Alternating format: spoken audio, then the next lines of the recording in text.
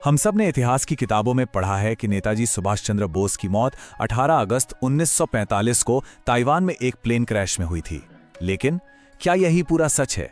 क्या होगा अगर ये पता चले कि आजादी के दशकों बाद तक नेताजी भारत में ही थे, उत्तर प्रदेश के एक छोटे से शहर में एक साधु के भेष में? आज हम भारत के सबसे बड़े और सबसे उलझे हुए रहस्यों में से एक की परतें खोलने जा रहे हैं। ये एक ऐसा सवाल है जो सच कहूं तो जहन में चुभता है। क्या एक ऐसा राष्ट्रनायक जिसने अपनी एक एक सांस देश के नाम कर दी, वो इस तरह गुमनामी में जी सकता है? चलिए आज कोशिश करते हैं इस उलझी हुई पहेली की गांठों को खोलने की। तो देखिए, हमारे सामने दो बिल्कुल अलग अलग कहानियां हैं। एक तरफ है सरकारी फाइलों में दर्ज एक दुखद विमान दुर्घटना की कहानी, और दूसरी तरफ एक ऐसी हैरान कर देने वाली संभावना कि नेताजी ने अपनी बाकी जिंदगी एक रहस्यमयी साधु यानी गुमनामी बाबा के रूप में बिताई। सच इन दोनों में से कहां छिपा है? तो आखिर कौन थे ये गुमनामी बाबा? जरा सोचिए, एक ऐसे साधु जो कभी किसी के सामने नहीं आते, हमेशा पर्दे के पीछे से बात करते हैं, लेकिन जब बात करते हैं तो फराटेदार जर्मन और अंग्रेजी बोलते हैं, और फिर जब उनका निधन होता है तो उनके सामान से ऐसी ऐसी चीजें निकलती हैं जो किसी भी साधु के पास हो ही नहीं सकती। चलिए सबसे पहले उस ऑफिशियल स्टोरी को ही पकड़ते हैं जो हमें सालों से बताई गई है, ताइवान प्लेन क्रैश की कहानी। क्या ये कहानी उतनी सीधी है जितनी दिखती है, या इसमें कोई बहुत बड़ा झोल है? आइए सबूतों पर एक नजर डालते हैं। देखिए, किसी भी हादसे की जांच में सबसे जरूरी चीज होती है सबूत, फिजिकल प्रूफ। पर यहां सबसे बड़ा सबूत ही गायब था। नेताजी का शव किसी ने नहीं देखा, न उसकी कोई तस्वीर है, न कोई डीएनए का सबूत, कुछ भी नहीं। ये अपने आप में एक बहुत बड़ा सवाल है ना? और फिर वो खुलासा हुआ जिसने इस कहानी की नींव ही हिलाकर रख दी। जब भारत सरकार के बनाए मुखर्जी आयोग ने ताइवान जाकर जांच की, तो ताइवान की सरकार ने उन्हें साफ साफ आधिकारिक तौर पर बताया कि 18 अगस्त 1945 को उनके देश में कोई विमान दुर्घटना हुई ही नहीं थी। सोचिए जरा, जिस दुर्घटना की कहानी हम दशकों से सुन रहे थे वो कभी हुई ही नहीं। अगर कोई प्लेन क्रैश हुआ ही नहीं तो फिर सवाल उठता है कि नेताजी सुभाष चंद्र बोस गए कहां? क्या हुआ उनका? और बस यहीं से कहानी एक बिल्कुल नया, एक बहुत ही रहस्यमयी मोड़ लेती है। चलिए अब समय में आगे चलते हैं। साल है 1970 का दशक। जगह है उत्तर प्रदेश का फैजाबाद। यहाँ एक रहस्यमयी शख्स रहते हैं जिनकी पहचान दुनिया से छिपी हुई है।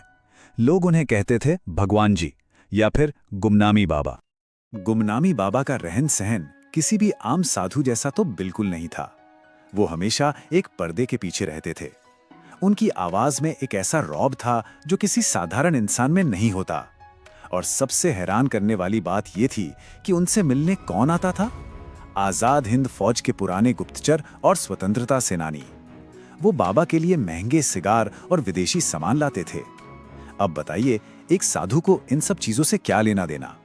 ये रहस्य शायद और गहरा होता जाता, लेकिन 1985 में जब गुमनामी बाबा का निधन हुआ तो पर्दा उठना शुरू हुआ। उनके जाने के बाद जब उनका कमरा खोला गया तो अंदर जो मिला उसने इस पूरी कहानी का रुख ही मोड़ दिया। एक दो नहीं बल्कि पूरे 24 बड़े बड़े लोहे के संदूक। जरा सोचिए, एक साधु जिसे दुनिया से कोई मतलब नहीं, उसके पास 24 संदूकों में ऐसा कौन सा राज दफन था? और जब वो संदूक खोले गए तो देखने वालों के होश उड़ गए। उसमें कोई माला या कमंडल नहीं था। उसमें मिली जर्मनी में बनी दूरबीन, एक रोलेक्स घड़ी, महंगे सिगार, एक टाइपराइटर और सबसे बड़ा सबूत, नेताजी के परिवार की वो निजी तस्वीरें जो उस समय पब्लिक में किसी ने नहीं देखी थी। सवाल वही है, एक साधु के पास ये सब, खासकर नेताजी के परिवार की पर्सनल तस्वीरें क्या कर रही थी? शक यकीन में तब बदला जब लिखावट की फॉरेंसिक जांच हुई। यहां देखिए, एक तरफ नेताजी की अपनी हैंडराइटिंग है और दूसरी तरफ गुमनामी बाबा की चिट्ठियों की। जब कई हैंडराइटिंग एक्सपर्ट्स ने दोनों का मिलान किया तो वे एक ही नतीजे पर पहुंचे कि इस बात की प्रबल संभावना है कि ये दोनों लिखावटें एक ही इंसान की हैं। तो इतने सारे सबूत, इतनी सारी चीजें एक ही तरफ इशारा कर रही हैं, पर फिर भी एक सवाल तो खड़ा होता ही है। अगर गुमनामी बाबा ही नेताजी थे तो इस सच को इतने सालों तक क्यों छुपाया गया? और यही से साजिश के सिद्धांतों का जन्म होता है। ये शायद इस पूरी कहानी का सबसे बड़ा और सबसे मुश्किल सवाल है। सोचिए ना, जिस शख्स ने देश को आजाद कराने के लिए अपनी जान दांव पर लगा दी, वो आजाद भारत में ही इस तरह छिपकर क्यों रहेगा? एक मजबूत थ्योरी ये है कि दूसरे विश्व युद्ध के बाद जीतने वाले देशों की नजर में नेताजी एक युद्ध अपराधी थे। अगर वो सामने आते तो सोचिए, नए नए आजाद हुए भारत पर कितना अंतर्राष्ट्रीय दबाव पड़ता। तो क्या ये मुमकिन है कि देश को इस संकट से बचाने के लिए उन्होंने खुद गुमनामी में रहना चुना?